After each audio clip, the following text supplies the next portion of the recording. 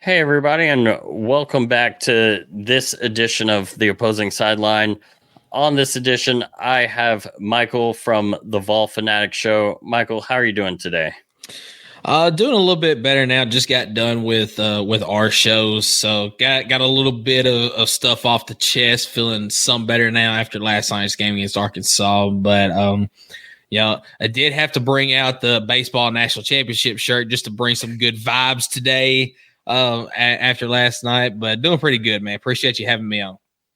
Hey, at least you didn't break out the 98 national championship t-shirt for vibes, but that still would have been better than a 2017 mythical national championship vibe. But that's all I'll say before my buddy Night Bingle comes at me. Hey, I've got that 98 shirt in the closet. I can go grab it. I almost wore a 96 one, to be honest. One of those nice home field shirts that they have. We've got a 96 national championship version. Almost wore that, but I decided to go with just the Gator head today. But anyways, I know that Florida and Tennessee have played at a lot of similar times this year. I know the only time I've really gotten to watch Tennessee was part of that Oklahoma game. So just getting into it, for this Tennessee team, what are the strengths of the team? So on the offensive side of the ball, it is obviously the running game, as Dylan Sampson has just been an absolute beast this year, running the football. He, I don't know his exact stats off the top of my head, but I know he is somewhere around 600 yards on the season already with 12 rushing touchdowns. He has just been the workhorse for this Tennessee team so far. And then backup running back Deshaun Bishop, who is actually a walk-on. He's a local product out of Carnes High School. He has proven himself to be the number 2 running back due to an injury to Cam Seldon. But the running back room is really solid overall.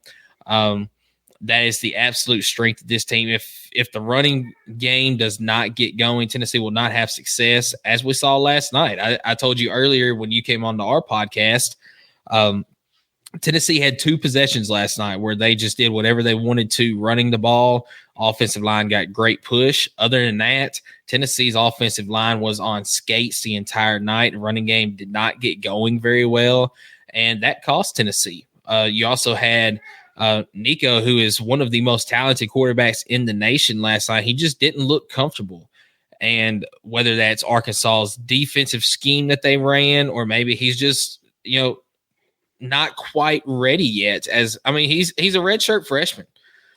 He's going to make mistakes, as we saw in the game last night, but he cannot take over a game by himself yet. I think that he can get to that point, but right now it's still early in his career.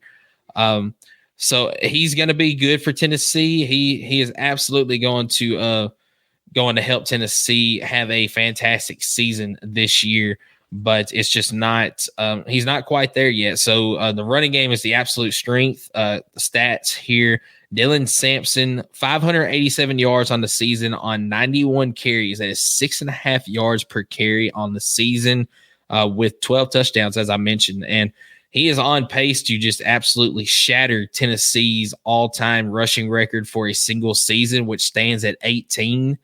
He only has to get 6 more, and we still have at least 7 games to go on the season. As far as the defensive side of the ball, it is the defensive line. They are one of the top defensive lines, not only in the SEC, but in the nation. Highlighted by James Pierce Jr., who has not done much this year, but it's because teams are focusing on James Pierce. We mentioned last week that teams are going to stop doubling on James Pierce because the rest of the defensive line and even going into our linebackers are just causing so much havoc that you cannot just focus on one guy. And we saw last night, Arkansas just had one-on-one matchups with James Pierce, and he did take advantage of some, but it's when you only have to focus one guy and you're able to get your other blockers on somebody else, that really helps out. And James Pierce, although he got into the backfield a lot, did not make a ton of plays. But the defensive line is absolutely the strength of this Tennessee team on the defensive side of the ball. They do very well against the run game. And then their pass rush is just absolutely insane what they can do. Yeah. Now, going back to Pierce, is he a guy that generally lines up on one side of the line, or does he move around? Which is not something I really thought of too much, but it's something that I was asked about one of our players by UCF. I'm like, oh, that's a great question to ask. And I also ask because we have one side of the line that is significantly better than the other. So that's something I hadn't paid a lot of attention to, but now that I think about it, he probably does line up more on the left side of the defensive line, so going up against the right tackle of the offensive line. At least that's where he was most of the time last night, now that I think about it. But one thing that makes James Pierce so dangerous, and it was shown last year against Iowa, he's done it a few times this year, is he's not just one that's going to come after you and bull rush, whether it be against a pass or a run. He can also drop back into coverage. And he's done that a few times. Last year against Iowa in the bowl game, he dropped back and ended up getting a pick six off of it. So he's just so athletic that he can play multiple different positions. You could probably put him at linebacker if you want him to. You might can put him at safety if you asked him to, and he would do well back there. But to answer your question, that just off the top of my head, I would say he lines up on the left side of the defensive line going up against the right tackle of the offensive line. Man, I really wish you had said the opposite. And I'm sure the Gator fans do as well. As the strength of our line is that left side, right side is, well, kind of a weakness. Did a little bit better against UCF last night. Now the question is that because of talent differential between a Florida and UCF, or is it that right side of the line is starting to come together? But we will see. But so far through the season, when we've had the bigger teams that we faced, like a Miami, like an A&M, it's definitely been a weakness. And so speaking of weaknesses, what are some of the weaknesses of this Tennessee team? So I'll kind of go offensive and defensive side like I did a minute ago. Offensive side, I would have to say right now, it's the it's the passing game overall, really, but kind of to get into more detail about it, the times that Tennessee has had success, they have hit the short passes, whether it be the screen pass to the flat, you hit your drag routes, your slant routes, something like that. We haven't seen a lot of that over the last two games, especially last night, which I think is why Tennessee's offense was so stagnant at times. But then to kind of go down a little bit, Josh Heupel's offense is you really see all the big explosive plays. Those are the ones that make all the Sports Center highlights, and you just hadn't seen a lot of those this year, whether that be the defensive scheme that other teams are putting against Tennessee, not allowing it, or they just not being there. I don't really know that yet, but felt like Nico last night was really looking for those big plays instead of trying to look for those check downs to open up the offense more. So I would say that the weakness of this team is that short passing, just because when they don't have success, Tennessee's offense doesn't have much success. But I will say when that gets going, and it has against teams like it did against NC State earlier this year, when that gets going, then the offense has a lot of success. But that's what I would say is the weakness there. On the defensive side of the ball, it's still the secondary. That has been the biggest weakness for Tennessee over Josh Heupel's 4 seasons. Now, we've got a lot of talent in the secondary this year, but it's a lot of new talent, whether it be freshmen that are incoming this year, transfers, all of that. They are very talented. They really fly all over the place. They're just ball hawks. This secondary is. But last night we saw a lot of zone defense being played, which we have not seen in the first 4 games. And I don't know if they don't communicate well when they're in a zone, or if they're just not comfortable playing in a zone defense. But Arkansas converted many third downs, especially third down and longs, that we have not seen teams convert against us at the start of the season.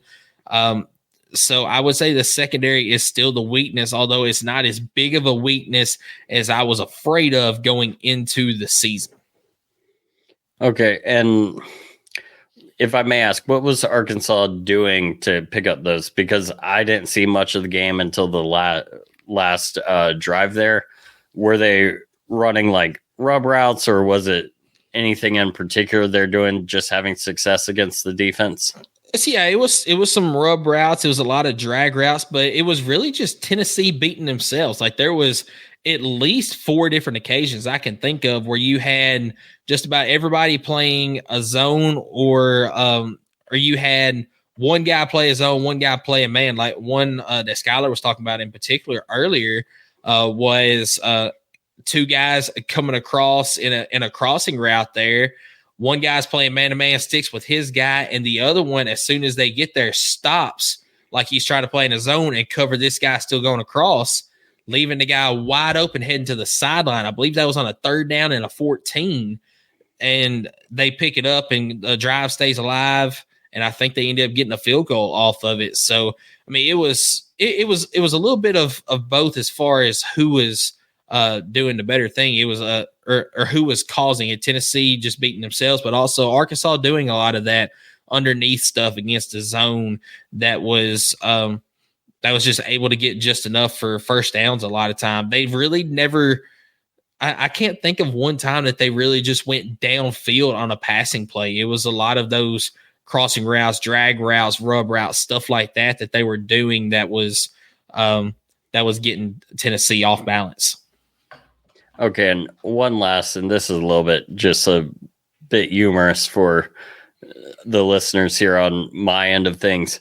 How have you guys been defending screen passes? Hit or miss. When they run a man-to-man like they've done most of the season, they've done fairly well. This is a secondary that in the past has missed a lot of tackles. I mean, like we saw last year in the Florida-Tennessee matchup with Trevor Etienne, we had Trevor stopped after about an 8-yard gain, or we should have. We had a corner come down looking to make the big hit with the shoulder, not wrapping up. Trevor bounces right off, takes it 75 yards for a touchdown.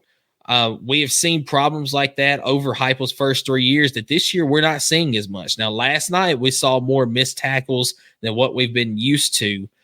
So a lot of those screen passes that we've seen against opponents this year, Tennessee has done a great job of wrapping up and getting them down.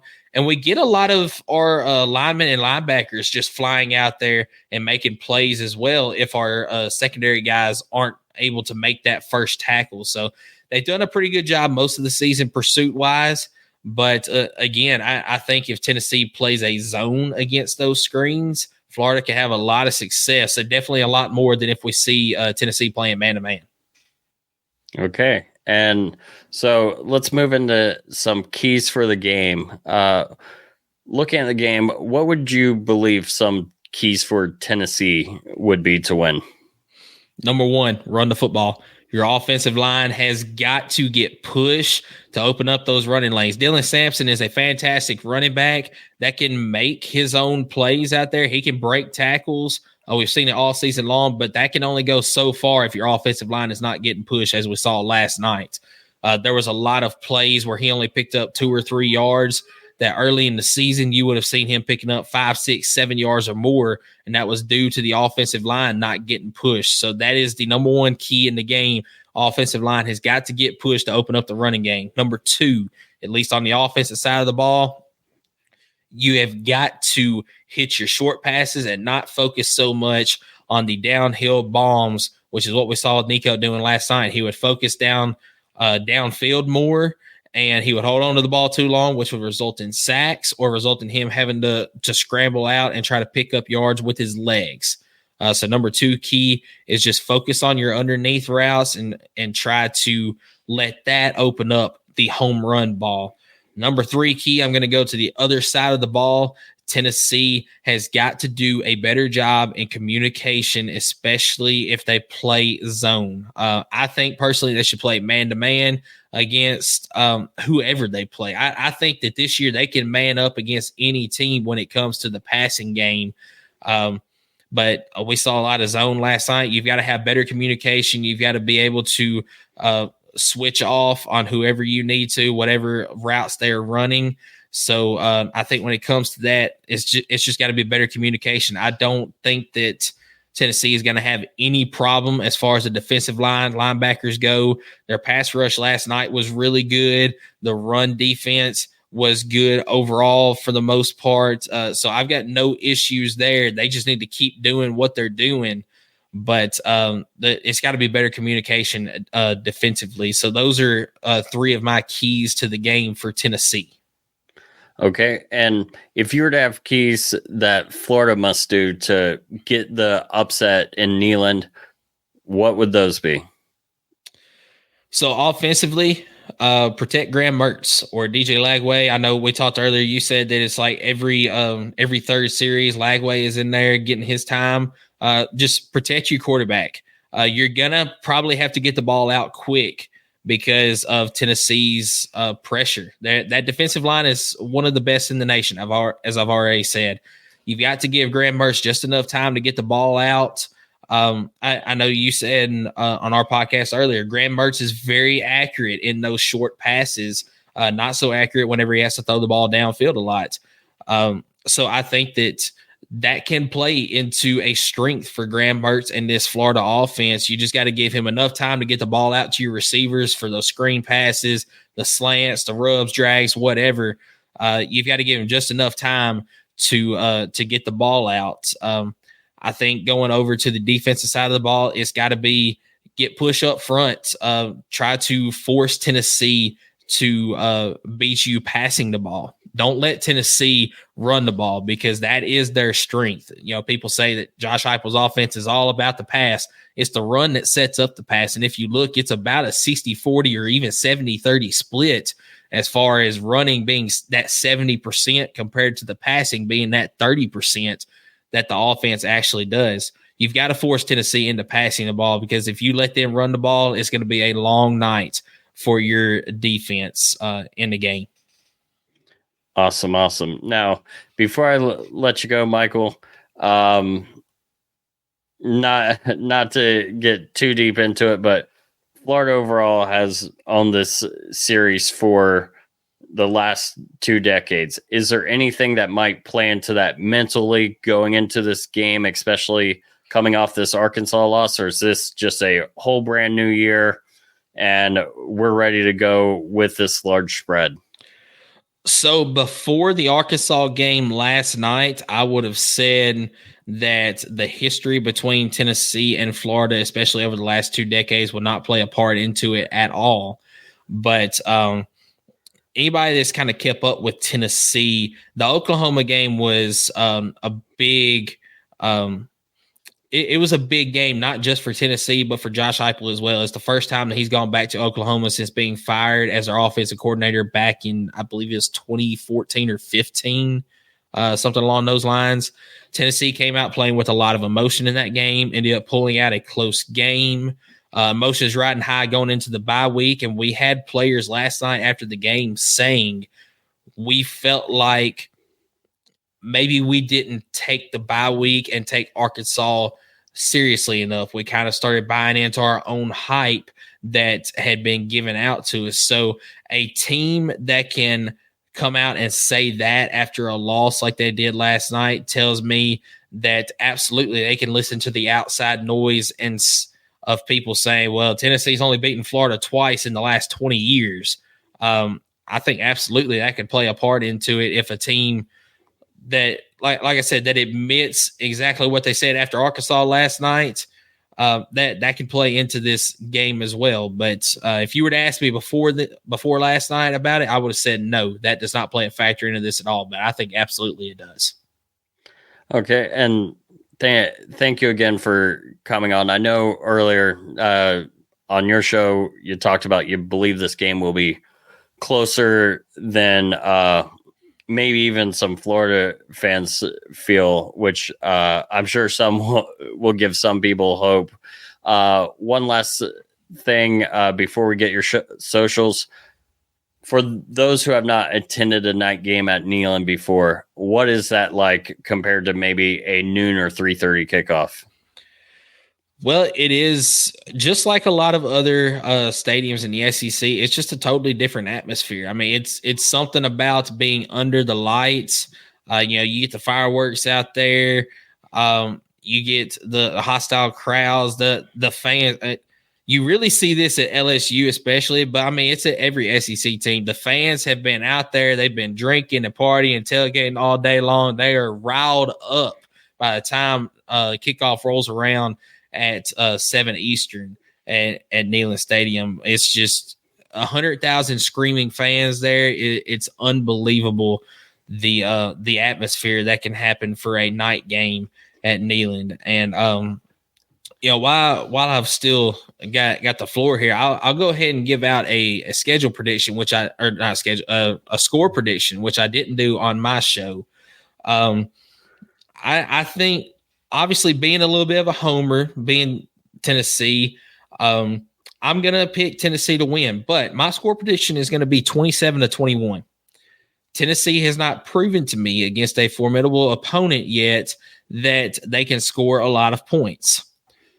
But I think that the defense can hold whoever they play to a number low enough that gives Tennessee a chance to win. And I think that Florida is going to have some success against Tennessee in this game at times.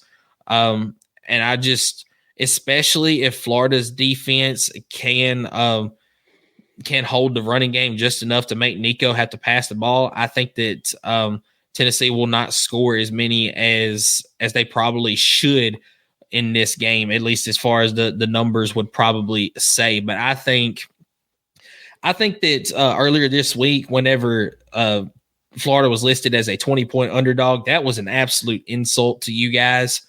That number should have never been that high. And 16.5 is way too high as well, which is what the number is at right now. I think this is going to be a very close ball game. It's going to have Tennessee fans sweating just like they do every single time that we play against Florida.